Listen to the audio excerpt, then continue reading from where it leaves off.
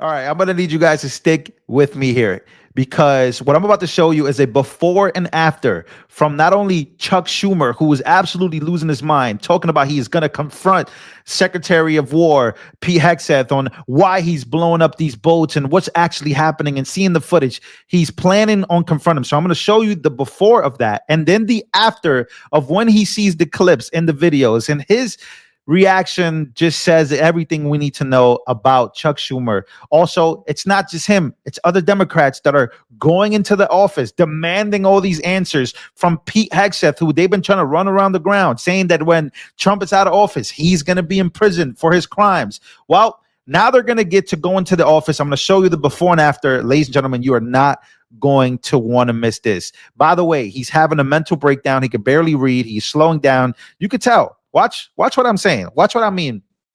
Now, finally, this afternoon, Secretaries Hegseth and Rubio and top officials will brief the Gang of Eight, and I'll be there. I plan to confront Secretary Hegseth on exactly what the hell is going on in the Caribbean.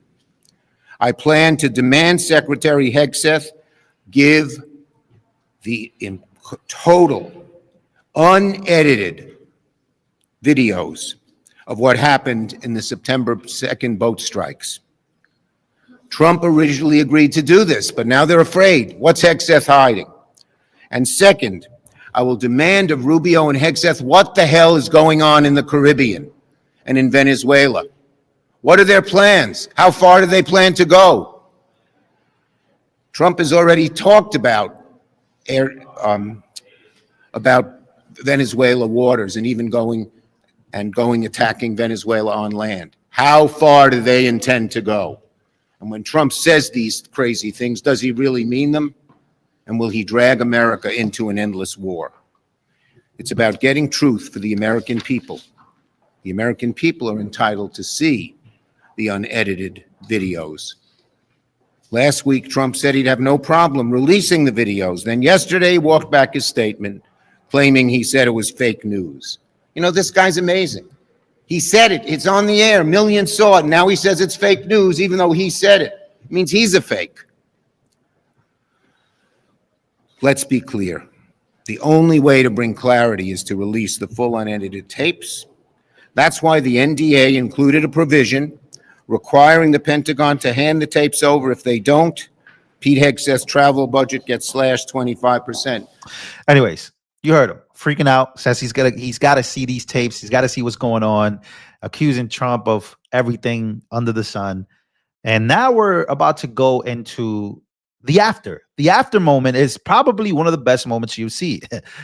LMAO, after promising to take action against Secretary Pete Hegseth.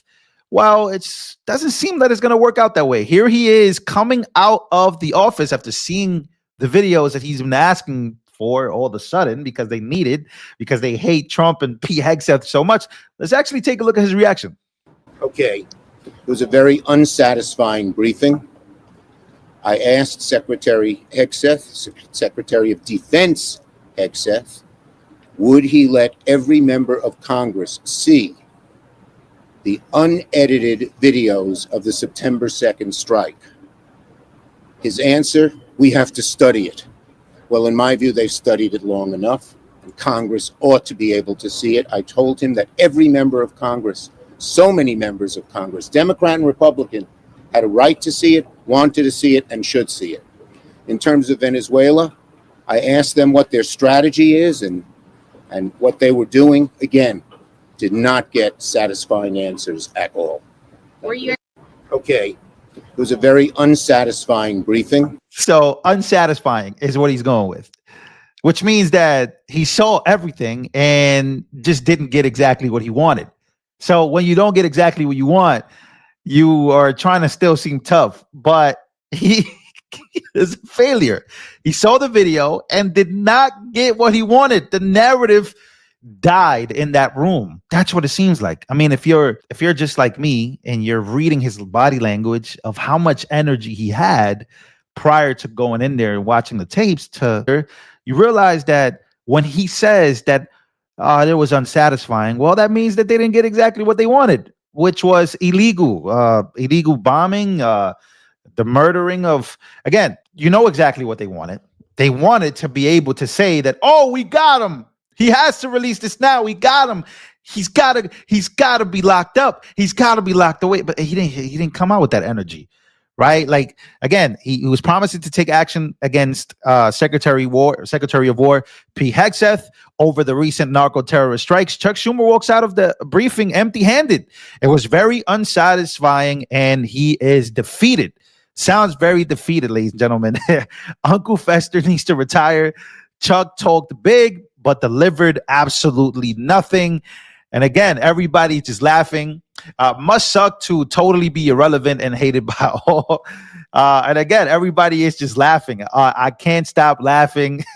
Chuck can't go. No satisfaction. I mean, this is just too funny. So let's check up on another Democrat. Let's check up on Democrat Chris Coons, who is now be clowning himself while defending narco terrorists. He was also in that room, and his answer is just absolutely even better than the answer of unsatisfying. Watch this clown show, ladies and gentlemen. When this story broke, when it burst into public view in the Washington Post report about the vessel being on fire from bow to stern, about 2 shipwrecked people, many of the military experts that have been on this program pointed us and our viewers to the Law of War Manual, which has as its specific example of the line in the Law of War Manual being shipwrecked people.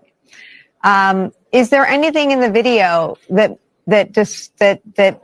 makes that not more any less stark? I mean, these seem like, from Democrats and Republicans who've seen the video, say for Tom Cotton, shipwrecked people. It certainly seemed that way to me. But Nicole, what matters here is less what you see in the video than the analysis, the assumptions. And that's all rooted in the policy decisions made to equate trafficking cocaine with attacking America. What? What? Ladies and gentlemen, that is a Democrat. Like, he is here defending narco terrorists. Well, it's not about the video. It's about the assumption they were trafficking cocaine, not attacking America. What? If you hear snoring, it's I got a new dog, ladies and gentlemen. His name, I rescued him. His name is Mamba. So if you hear him snoring a little bit, it's because he's tired.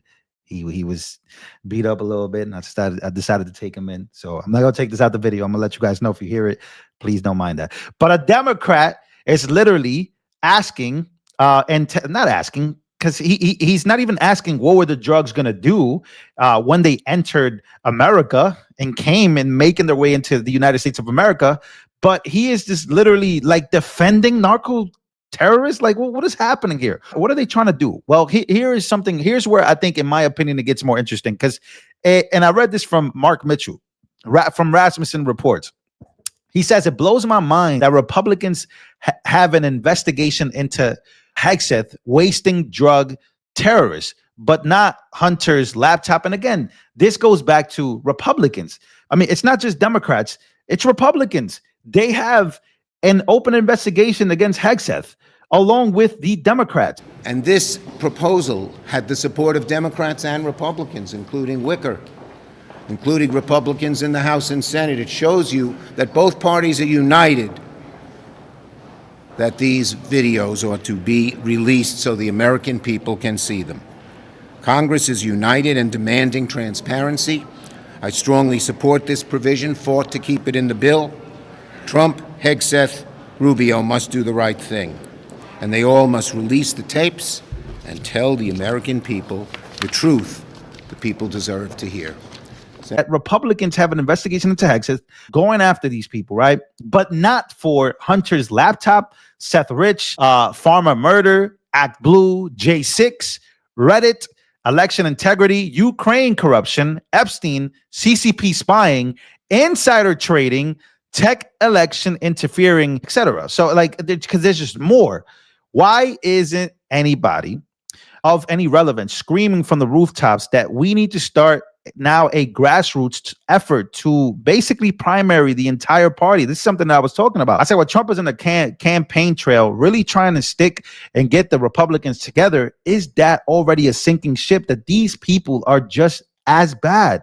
In fact, Republicans might be a bigger threat to Trump than the Democrats. That's what it seems like to me, because what are they doing? Why do they have an investigation against, of course, Pete Hegseth in all of this? And I just thought that the comments were, who's going to fund that? That's going to be a great question. So again, this thing is just, Republicans have always feared Democrats and take their threats seriously. Very rarely do we have courageous Republicans in place. Trump and Vance are exceptions. That's what the Democrats want. They want to work with Republicans to take down Pete Hegseth, because they believe that what was in the video and what was not released is actually criminal. They believe that Pete Hegseth is a criminal. That's what they believe. And that's what's really going on here. They believe that Pete Hegseth is a criminal, and that's why you see all the headlines saying Pete Hegseth needs to resign, Trump needs to throw him out because of his recklessness and what he did. But in reality, you saw from right then and there, Chuck Schumer realizes that he might be wrong here, and Pete Hegseth might just be right. That's why he walked out the room, and he didn't have anything to go on. Nothing. He was not satisfied with it. And it left Chris Coons literally defending narco terrorists. I mean, that's what's going on here. But again, the biggest story to me, it's not just Democrats. It's always going to be Republicans. And that's, to me, the most important story here.